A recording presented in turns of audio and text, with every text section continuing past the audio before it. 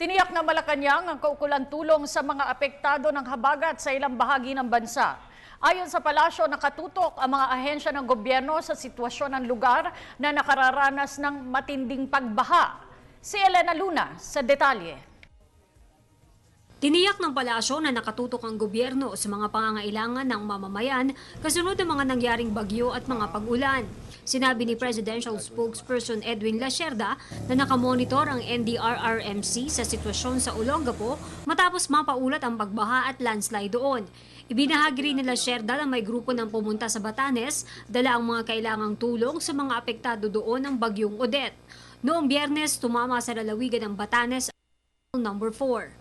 A C-130 plane this morning flew to Batanes together with Congresswoman Dina Abad and some NEA officials, NEA personnel. She brought relief goods to Batanes, and the NEA personnel are there to restore power in Batanes. Also, some telcos have also sent their personnel there to provide charging stations for their cell phones dahil nga walang kuryente doon.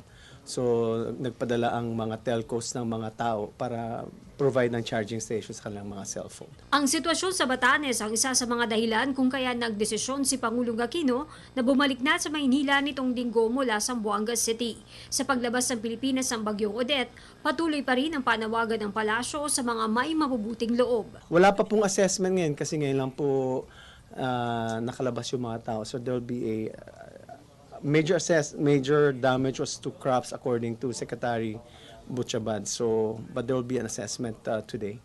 But relief is underway. But we still continue to ask our kind-hearted brethren to provide relief assistance to our affected countrymen in Batanes. Para sa Telebisyon ng Bayan, Elena Luna.